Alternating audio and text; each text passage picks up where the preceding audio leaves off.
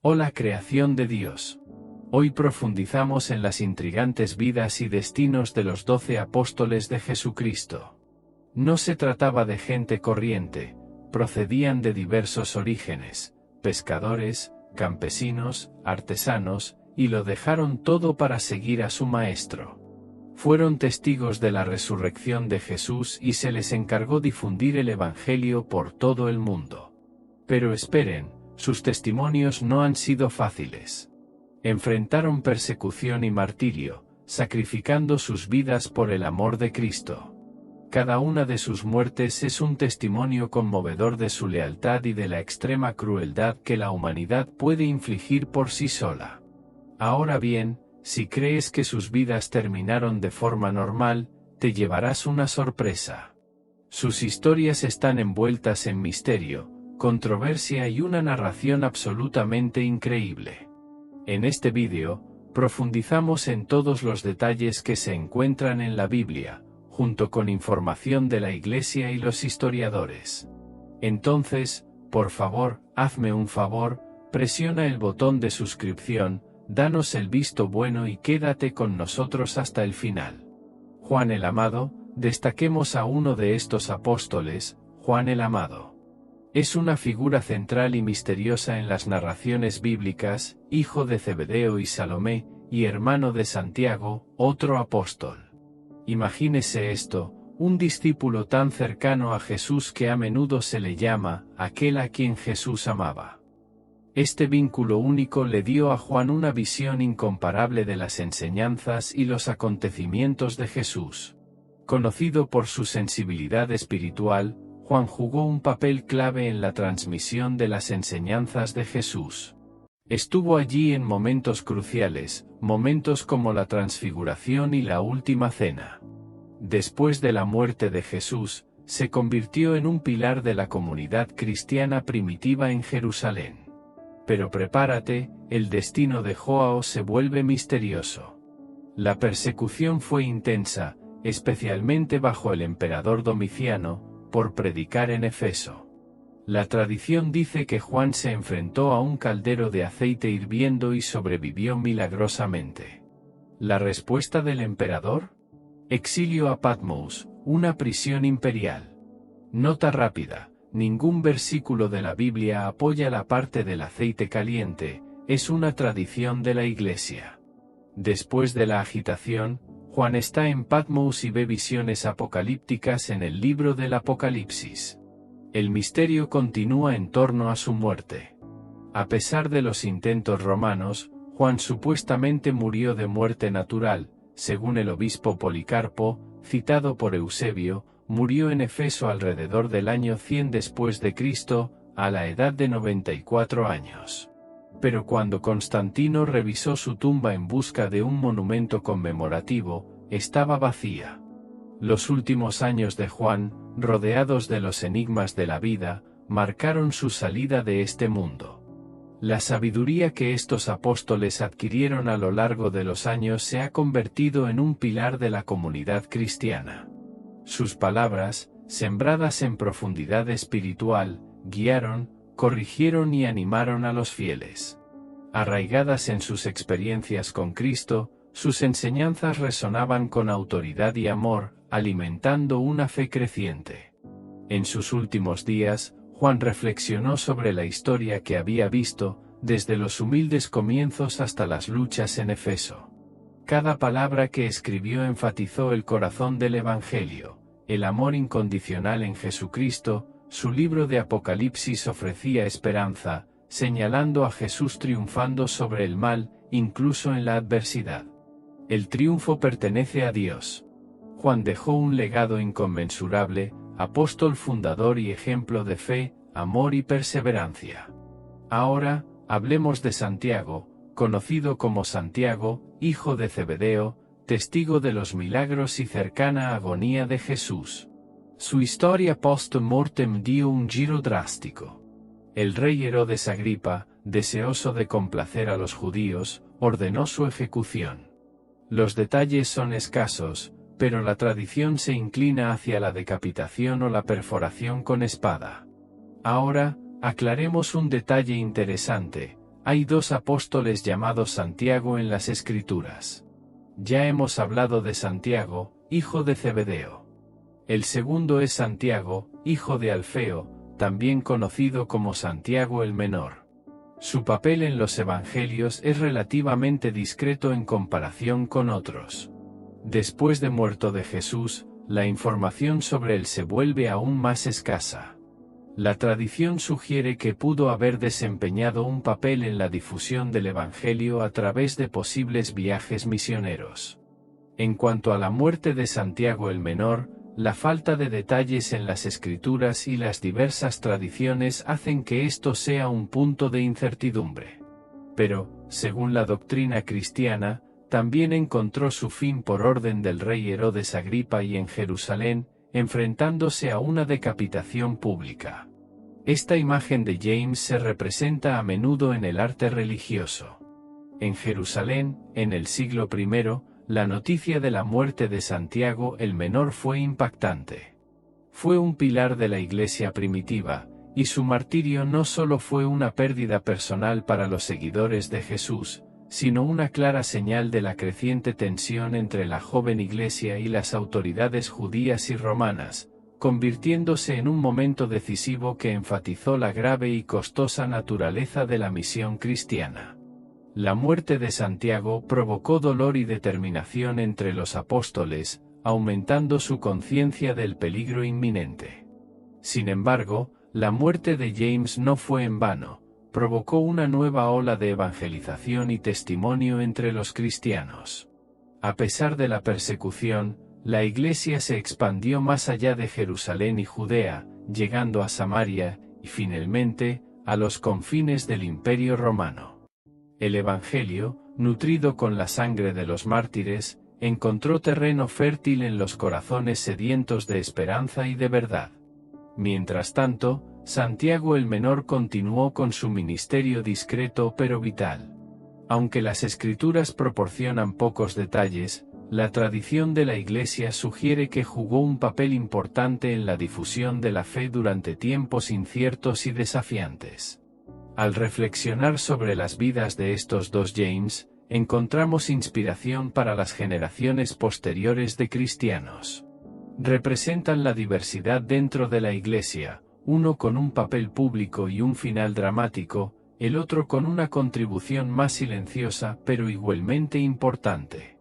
Sus historias resuenan en la memoria de la Iglesia, recordando a los creyentes que el camino del discipulado puede tomar muchas formas. Cada uno, a su manera, abrazó el llamado a seguir a Cristo, ya sea en la plaza pública o en las sombras discretas del servicio fiel. Ahora pasemos a otra figura central, Peter. Originalmente llamado Simón, un pescador galileo, fue llamado por Jesús a ser pescador de hombres. Posteriormente, su nombre fue cambiado a Pedro, simbolizando la solidez de su fe. Pedro fue retratado como ferviente y dedicado, presenciando milagros e incluso reconociendo a Jesús como el Cristo. Pedro, que desempeñó un papel central en la última cena, también dirigió a los apóstoles. Sin embargo, su negación de Jesús durante su arresto fue un evento significativo, seguido de un profundo arrepentimiento y restauración después de la resurrección. Después de la resurrección de Jesús, Pedro se embarcó en un viaje a través del Imperio Romano para difundir el Evangelio y finalmente se estableció en Roma, donde dirigió la comunidad cristiana. En los Hechos de los Apóstoles, Pedro desempeña un papel crucial en la difusión del Evangelio, especialmente entre los gentiles. En el año 64 después de Cristo, un incendio masivo en Roma llevó al emperador Nerón a culpar a los cristianos, lo que desencadenó una persecución implacable. Pedro, detenido, enfrentó la pena de muerte como parte de estos trágicos hechos. En los anales de la tradición cristiana surge una narración conmovedora sobre el apóstol Pedro. La tradición sostiene que, en un acto de profunda humildad, Pedro pidió ser crucificado cabeza abajo. El lugar elegido para esta crucifixión fue la colina del Vaticano, ahora adornada por la majestuosa Basílica de San Pedro. La crucifixión invertida de Pedro se convirtió en un testimonio valiente y final, que simboliza su fe inquebrantable en Jesucristo durante un tiempo de persecución. Los cristianos se enfrentaron a torturas y ejecuciones horribles. La decisión de Pedro de ser crucificado cabeza abajo, según cuenta la tradición, no fue solo un acto de humildad sino un poderoso testimonio de su devoción a Cristo. Esta elección refleja la profunda transformación del impulsivo pescador a orillas del mar de Galilea al pilar de la Iglesia, un líder cuya fe guió a muchos otros mientras ardían las llamas de la persecución. La fe cristiana se extendió con aún más vigor. Una llama inextinguible que desafía la opresión es la muerte. La muerte de Pedro no fue el final, sino un nuevo comienzo. Su viaje, marcado por la negación y la restauración, la valentía y el sacrificio, continúa inspirando y alentando a los cristianos a lo largo de los siglos. En el complejo tejido de la historia, la responsabilidad del emperador Nerón por la muerte del apóstol Judas Tadeo se hace evidente. A pesar de ser menos mencionado en la Biblia, Judas Tadeo jugó un papel importante al cuestionar las palabras de Jesús en la última cena. Después de Jesús, contribuyó ampliamente a la difusión del Evangelio en Mesopotamia y Persia. La tradición cristiana ofrece diferentes narrativas sobre la muerte de Judas Tadeo, sugiriendo un posible martirio por lapidación o golpe de hacha. Independientemente de los detalles, su muerte simboliza la dedicación y fidelidad a Cristo, lo que lo convierte en uno de los santos patrones de las causas perdidas, un faro de esperanza en situaciones difíciles. Andrés, hermano de Simón Pedro, aunque eclipsado por apóstoles más prominentes, tuvo una cercanía única con Jesús desde el principio, asociada con momentos cruciales de los Evangelios. La importancia de Andrés se extiende a ser el fundador de la Iglesia de Constantinopla. La tradición sostiene que enfrentó la crucifixión en Patras, Grecia, en una cruz en forma de X, más tarde conocida como la Cruz de San Andrés. La crucifixión de Andrés, como la de Pedro, fue un testimonio de la indignidad de morir de la misma manera que Jesús. Su legado ha perdurado incluso después de siglos, y sus restos fueron llevados a Escocia, donde es venerado. Felipe, llamado por Jesús desde Betsaida, se vio envuelto en episodios significativos, entre ellos la alimentación milagrosa de la multitud. Su valoración lógica de los recursos materiales contrasta con la intervención divina de Jesús, destacando la perspectiva humana ante los desafíos. Incluso después de la muerte de Jesús, Felipe jugó un papel crucial en la difusión del Evangelio, realizando viajes misioneros a regiones como Samaria. Su camino, marcado por encuentros con desafíos y milagros, contribuyó al crecimiento inicial del cristianismo.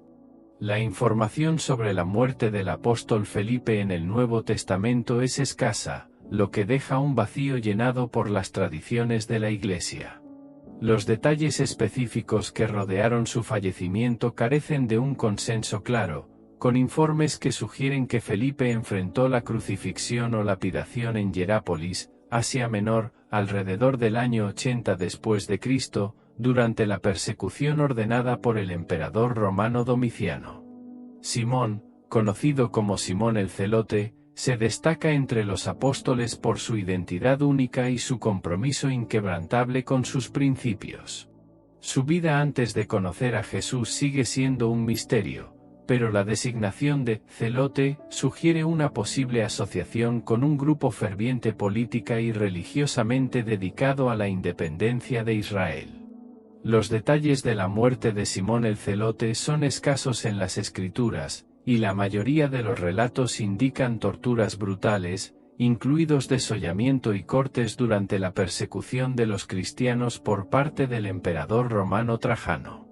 Bartolomé, uno de los 12 apóstoles, elegido por Jesús como uno de los 12, se embarcó en un viaje de predicación del Evangelio en la India después de la muerte de Jesús. Sus exitosas conversiones atrajeron la atención del rey Astiis, lo que llevó al arresto y ejecución de Bartolomé. Los registros históricos ofrecen detalles limitados sobre la muerte de Bartolomé y la tradición cristiana proporciona narrativas variadas.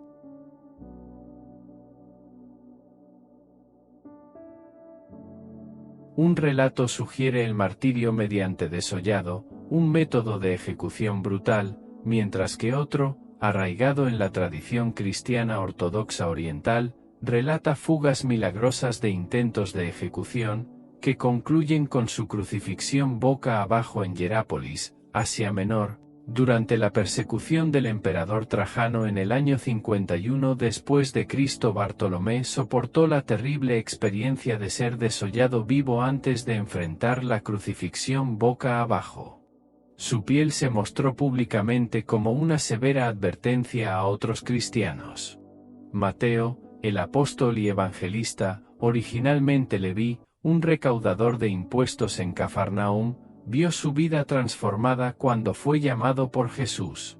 A pesar del desprecio social por su profesión, la contribución duradera de Mateo fue el Evangelio, parte fundamental del Nuevo Testamento. Según las antiguas tradiciones cristianas, Mateo continuó predicando después de la ascensión de Jesús.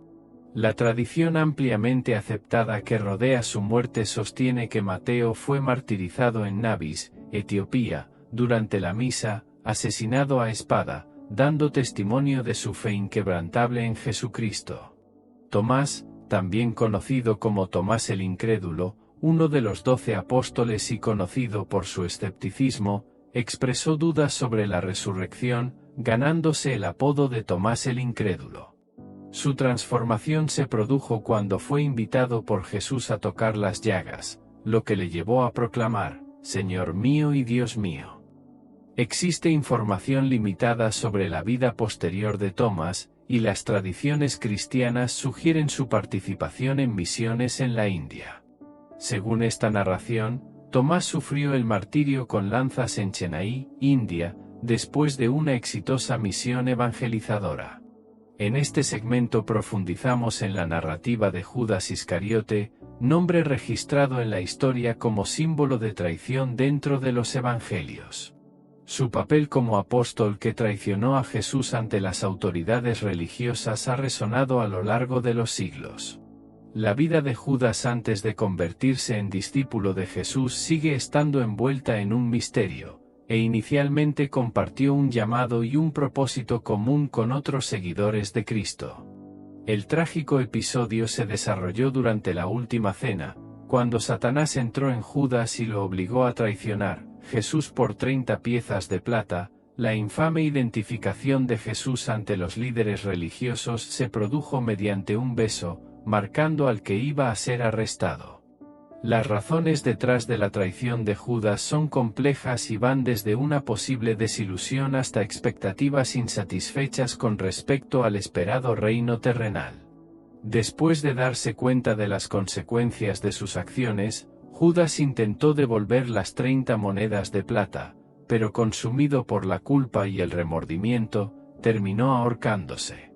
La tradición cristiana a menudo destaca el destino de Judas como un recordatorio conmovedor de la gravedad de la traición, iluminando la compleja interacción entre el libre albedrío humano y el plan divino. La muerte en la horca de Judas, tal como se describe en los Evangelios de Mateo y Hechos, ocurrió en un campo conocido como el campo de la sangre o el campo del alfarero, comprado con el dinero devuelto. Este campo, situado perto do Vale de Inom, em Jerusalém, foi originalmente designado para o enterro de estrangeiros e criminosos, adquirido pelos líderes religiosos para enterrar estrangeiros, tornou-se o campo de sangue, simbolizando a traição de Judas através do derramamento do sangue de Jesús. Además de su asociación con la traición, el campo también se ha convertido en un emblema de arrepentimiento y redención.